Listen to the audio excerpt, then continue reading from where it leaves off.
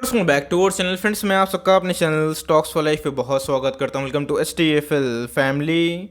DFL numbers बात की जाए, आज देखिए स्टॉक के Q2 के नंबर्स आने वाले थे और मैं सुबह से ही इसका इंतजार कर रहा था। और नंबर्स की बात की जाए, अपने आप में ही काबिल तारीफ है। एक ऐसी कंपनी है जो मोनोपोली है और डेफ फ्री दोनों भी है, और मैंने इसको बहुत बार कवर भी किया था अपने ऑल टाइम हाई से। जब इसमें 25-30% के आसपास करेक्शन हुई थी, मैंने आपको खुल के बताया था कि कंपनी पे आप चाहें तो आराम से निवेश कर सकते हैं। और मुझे लगता है कि मंडे के दिन इसके अंदर एक अपर सर्किट भी देखने को मिल सकता है। अगर मार्केट की बात की जाए थोड़ा स्टेबल रहा तो मार्केट इस नंबर्स को चीयर्स भी कर सकता है। तो जी हाँ, ये तो दोस्तों मार्केट का रिएक्शन होगा जो कि हमें मंडे के दिन पता चलेगा। लेकिन इसी बीच में नंबर्स कैसे आए, कौन सी कंपनी है और अभी के टाइम में रणनीति क्या बनानी है, बिकॉज अभी एक पॉजिटिव न्यूज़ भी है तो एक नेगेटिव न्यूज़ भी है। दोनों को मैं अनबाइस्ड होकर डिस्कस करूंगा और उसके बाद जो नंबर्स है वही मैं पेश करूंगा। बहुत कुछ सीखने को मिलेगा। चैनल फर्स्ट टाइम होंगे सब्सक्राइब कर सकते हैं इस तरह क्वालिटी कंटेंट को सबसे पहले एक्सेस करने के लिए।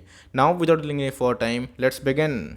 हम लोग जिसके बारे में डिस्कस कर रहे हैं उसका नाम क्या है, CDSL। आप देख सकते हैं कि नाम central depository service India limited. और दोस्तों ये अभी के टाइम में बहुत ही हॉट स्टॉक बना हुआ है, बिकॉज इसने प्रीवियस अगर आप 6 महीना देखें, साल भर देखें, उसमें अच्छे खासे पैसे बना के भी दिए हैं। और डिपॉजिटरी की बात की जाए तो दो ही कंपनी है, एक है CDSL और दूसरा है NSDL। तो जी हाँ, कभी भी NSDL लिस्टिंग होती है तो ये डुओपोली क्रिएट करेगी। बट मेरे हिसाब से जैसे निवेशक मार्केट में आ रहे हैं और जितना डीमेट अकाउंट खुल रहा है उस हिसाब से दोस्तों इनके अंदर काफ़ी तेजी आने की उम्मीद है। इसके पहले जब एंजल ब्रोकिंग का नंबर्स आया था, मैंने आपको उस समय बताया था कि इनके नंबर्स भी हमें अच्छे देखने को मिल सकते हैं। तो जी हाँ, अगर आप देखें तो इनके जो रेवेन्यू फ्रॉम द ऑपरेशन और जो अदर इनकम मिला के जो अभी के टाइम में जो इनके टोटल इनकम स्टैंड कर रहे हैं, ये कैसे हैं वो देखना बनता है। और उसके साथ जो रणनीति बनानी है उसका वीडियो के एंड में बताऊंगा। अगर आप देखें तो सारे फिगर रुपीस इन लैक्स देखने को मिलते हैं। और दोस्तों इनके जो ऑपरेशनल खर्चे होते हैं वो बहुत ही कम देखने को मिलते हैं, तो मैं उस पर भी आऊँगा। अगर आप देखें दोस्तों तो इनकी जो रेवेन्यू है जो दोनों मिला के हैं, जिसमें हमें रेवेन्यू फ्रॉम द ऑपरेशन देखने को मिलता है और अदर इनकम देखने को मिलता है, जो कितना हो चुका है 10,116 से कितना हो चुका है दोस्तों 16,515। तो मतलब इनके जो रेवेन्यू है इसमें काफ़ी जंप हमें देखने को मिल रहा है साल दर साल। क्वार्टरली बेसिस की बात की जाए तो गैस उसमें ये बढ़त हमें देखने को मिल रही है 12,979 से। अगर आप देखें तो ये 16,000 को भी क्रॉस कर चुका है। तो जी हाँ, इनके रेवेन्यू फ्रंट में कंपनी ने बहुत ही मजबूत परफॉर्मेंस दे दिए हैं। अब आती है बारी इनके जो एक्सपेंसेस की। और दोस्तों को पता है कि जितने भी इस तरह के ई-कॉमर्स बिजनेस हो गए, जितने भी इस तरह के डिपॉजिटरी बिजनेस हो गए हैं, उनमें खर्चे काफ़ी कम हमें देखने को मिलते हैं, बिकॉज मार्केट में एक मोनोपोली भी क्रिएट करते हैं। और इन सब का जो सिस्टम है उसको चलाने के लिए बहुत ही कम पूंजी की आवश्यकता होती है और खर्चे बहुत ही कम होते हैं। तो वैसे अगर आप देखें तो इनके जो खर्चे हैं ऑफकोर्स बढ़ते हुए दिखाई पड़ रहे हैं, लेकिन इनके रेवेन्यूज अगर आप देखें तो खर्चे बहुत ही कम हमें देखने को मिल रहे हैं। जो कितने बढ़ चुके हैं 3745 रुपीज़ इन लैक्स से कितने हो चुके हैं, ऑलमोस्ट 5000 रुपीज़ इन लैक्स हो चुके हैं, जो कि अभी कितने हैं 4983। क्वार्टरली बेसिस की बात की जाए 4519 से कितना बढ़ते हुए दिखाई पड़ रहा है 4983 के आसपास। जो नंबर्स हैं इनके जो टॉप लाइन वो काफ़ी प्रॉमिसिंग देखने को मिल रहा है और ये मार्केट को अनुमान भी था। इसी की वजह से मार्केट में जब करेक्शन हुआ तो इसमें सच कोई बड़ी करेक्शन देखने को नहीं मिल रही है। अगर आप इनके प्रॉफिट देखें तो गाइस कितना हमें देखने को मिल रहा है ईयरली बेसिस पे 4866। अगर आप देखें इनके प्रॉफिट 8606 हमें देखने को मिल रहा है। मतलब इनका जो प्रॉफिट है 48 करोड़ से सीधा 86 करोड़ के आसपास हमें देखने को मिल रहा है। क्वार्टरली बेसिस की बात की जाए 6399 से कितना हमें देखने को मिल रहा है गैस 8606 के आसपास। मतलब इनके ईयरली बेसिस पे और क्वार्टरली बेसिस पे इनके जो प्रॉफिट है वो बहुत ही शानदार बढ़ते हुए दिखाई पड़ रहे हैं। 48 से 86 के आसपास हो चुका है। क्वार्टरली बेसिस की बात की जाए 63 से कितना हो चुका है 286 करोड़ के आसपास। इसी वजह से अगर आप देखें तो इनके जो EPS है जो कि हम लोग देखते हैं अर्निंग पर शेयर, ये बहुत ही इंपॉर्टेंट हो जाता है, बिकॉज इसी से हमें समझ में आता है कोई कंपनी का EPS कैसे बढ़ता हुआ दिखाई पड़ रहा है, बिकॉज उसी की वजह से मार्केट उसको वैल्यूएशन में देता है। तो वैसे इनके जो EPS है 4.67 से कितने हो चुके हैं 8.22, जो अपने आप में ही एकदम फैंटास्टिक आउटस्टैंडिंग नंबर इन्होंने पेश किए हैं। क्वार्टरली बेसिस की बात की जाए तो गैस उसमें भी हमें ऑलमोस्ट 30% का जंप है, जो कि 6.11 से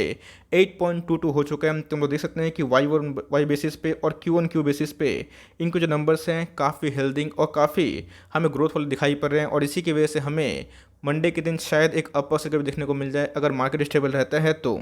दूसरे नंबर्स और मैंने बताया कंपनी कौन सी है, कंपनी कारोबार के बारे में मैं बताने की कोशिश की। लेकिन अभी के टाइम की बात की जाए तो गैस आपको पता है कि ASM लिस्ट में इनका नाम हमें देखने को मिला था। तो जी हाँ, कोई कंपनी अगर ASM लिस्ट में आती है उसमें हमें थोड़ी सी वॉल्यूम लॉस हमें देखने को मिलता है और वो कंप्लीटली ASM लिस्ट से 3-4 महीने के बाद बाहर भी निकलती है। इसके पहले आपने देखा कैफल में भी ASM लिस्ट था, उसके उसको बाहर निकलने में 3-4 महीने का समय लग चुका था। अभी के टाइम की बात की जाए तो आप देख सकते हैं कि CDSL अभी स्टेज 3 में देखने को मिल रही है। इसका मतलब अभी भी ये ASM लिस्ट से कम्प्लीटली बाहर नहीं निकली है। इस बात को ज़रूर ध्यान दीजिएगा, बिकॉज नंबर्स इनकी बात की जाए बहुत ही प्रॉमिसिंग देखने को मिल रहे हैं। और जितना हमें अपर सर्किट देखने को मिलेगा, तेज़ी होगी, तो अगर रेगुलेटरी बॉडीज़ को लगेगी, अगर इसमें कुछ स्पेकुलेशन है तो ये सेम की स्टेज 4 में जा सकता है। बट मेरे हिसाब से जिस हिसाब से इनको जो नंबर्स हमने देखे हैं, जो नंबर्स इन्होंने पेश किए हैं, अपने आप में ही बहुत ही आउटस्टैंडिंग है, काबिल तारीफ है। तो इस बात को ज़रूर नोट करिएगा कि ASM के स्टेज 3 में, लेकिन इससे लॉन्ग टर्म का जो पोटेंशियल है वो ख़राब नहीं होता है, और इससे आपको अच्छे स्टॉक्स में घुसने का, एक्मुलेशन करने का बहुत अच्छा मौका मिल जाता है। लास्ट डे की बात की जाए, आप देख सकते हैं कारोबारी कंडीशन 60% के आसपास ट्रेड रिस्क को मिल रही थी, और इसमें 5,09,000 शेयर्स ट्रेड हुए। अगेंस्ट में अगर आप देखें तो 3,10,000 शेयर्स को डीमेट में ले जाया गया था। तो जी हाँ, अपने आप में बहुत ही शानदार है। ऑल टाइम हाई की बात की जाए तो 1579 इसने जुलाई में ही हिट किया था, और उसके बाद हमें कंटिन्यूसली गिरावट देखने को मिली थी, क्योंकि जैसे ही इसका नाम ASM लिस्ट में आया था, मुझे अच्छे से याद है गाइस, ये हमें 1150 के आसपास भी आता हुआ देखने को मिला था। तो मेरे हिसाब से गाइस ये इनके बॉटम के बाद एक अच्छी खासी रिकवरी देखने को मिल रही है, और जिस हिसाब से इनके नंबर्स पेश किए हैं, मुझे लगता है कि लॉन्ग टर्म में एक अच्छी खासी ग्रोथ भी निकल के आती है, और इधर पे एक अपॉर्चुनिटी भी है। लेकिन इधर पे एक बहुत बड़ा थ्रेड मार्केट में अभी के टाइम में जो निवेशक को मिला है वो क्या है, चलिए उसको डिस्कस कर लेते हैं। डीएसएल की बात की जाए तो इनके जो नंबर्स हैं बहुत ही प्रॉमिसिंग हमें देखने को मिल रहा है। लेकिन इधर पे जैसे मैं बताया कि IRCTC को लेके जो मार्केट में नेगेटिविटी थी, आपको पता है कि IRCTC में रिसेंटली हमें एक कन्वीनियंट फी को लेके एक बहुत बड़ा डिसीजन देखने को मिला, लेकिन यस, वो फाइनली हमें रोल बैक भी देखने को मिला था। लेकिन इससे जो एक फेथ था कि सरकारी कंपनी है तो उसमें कभी भी एक नेगेटिविटी आ सकती है, जिसको लेके मार्केट में काफ़ी PSU को लेके एक नेगेटिविटी है। लेकिन याद रखिएगा, जिसमें ग्रोथ विजिबल दिखाई पड़ता है, जिसके फंडामेंटल्स बहुत ही मजबूत होते हैं, और जिसको चलाने के लिए बहुत ही कम पूंजी की आवश्यकता होती है, ये तो वो गैस हमें एक अच्छा खासा करता हुआ देखने को मिलता है। ऑल्दो IRCTC की बात की जाए तो उसमें जो न्यूज़ थी काफ़ी नेगेटिव भी थी, और इसके वजह से शेयर में काफ़ी पिटाई भी हुई। लेकिन जैसे ही गवर्नमेंट को समझ में आया ये निवेशक के हित के लिए नहीं है, तो गवर्नमेंट ने उसको रोल बैक भी किया। तो जी हाँ, इस बात को ध्यान रखिएगा, गवर्नमेंट अभी के टाइम में इस बात को ज़रूर कंसिडर कर रही है कि सरकारी कंपनी होने के बावजूद भी वो निवेशक के हित में रहें। तो ऑल्दो दोस्तों ये एक नेगेटिविटी छोटी सी है, बट मुझे लगता नहीं कि लॉन्ग टर्म में इतना कोई डेंट पड़ेगा। बट मेरे हिसाब से सीडी से जो नंबर है अपना बहुत ही प्रॉमिसिंग है। और लास्ट डे कारोबार की बात की जाए, जहाँ पे निफ्टी में अच्छी खासी प्रॉफिट बुकिंग देखने को मिली, इसमें एक स्टेबिलिटी थी और अच्छी खासी एक्मुलेशन देखने को मिली। इसकी वजह से लास्ट डे के कारोबार की बात की जाए मैं फ्लैट देखने को मिल रहा था। पूरे साल भर की बात की जाए, आप देख सकते हैं कि 153% के आसपास इसने रिटर्न डिलीवर किए हैं, और इसमें जो कंटिन्यूसली तेजी आ रही थी, इसी की वजह से ऐसे लगा सर्वाइलेंस बॉडी को कि शायद इसमें स्पेकुलेशन हो रहा है, इसके वजह से इसको ASM लिस्ट में डाल दिया गया। तो जी हाँ, इसको निकलने में अभी भी कुछ समय हो सकता है। तो मेरे हिसाब से अगर गिरावट होती है तो फॉर लॉन्ग टर्म इन्वेस्टर के रूप में, अगर आपको कोई मोनोपोली डिफरी कंपनी में निवेश करना है, ऐसी कंपनी में फेथ रखना है, तो आप चाहें तो बेशक दोस्तों गिरावट अगर होती है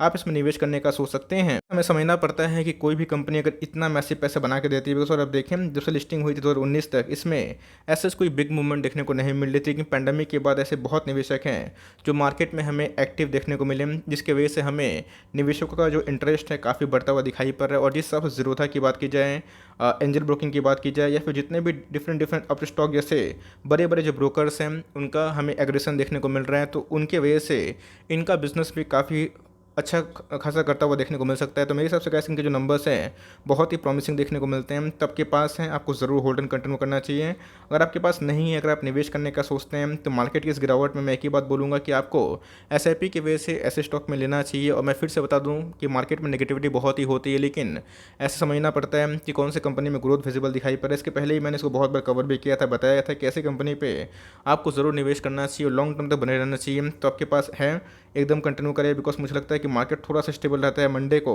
तो इसमें एक अप मूव भी आ सकता है। लेकिन बल्क निवेश ना करें, उसे थोड़ा अवॉइड करें। और गिरता है, मार्केट अनसर्टेन है, अगर मार्केट इसको लेकर नेगेटिविटी शो करता है, जो कि हमने देखा बहुत केसेस में कि अच्छे नंबर्स आने के बावजूद भी गिरते हैं, आपको पैनिक नहीं करना है और ऐसे स्टॉक को इक्का दुक्का करके अपने पोर्टफोलियो को बिल्ड करना है। अगर आपको ऐसे कंपनी पे निवेश करना है जो डिपॉजिटरी ग्रुप में काम करती है तो timing that's end the video, because numbers बहुत ही शानदार थे। आपको नंबर्स कैसे लगे कमेंट बॉक्स में डू लेट मी नो।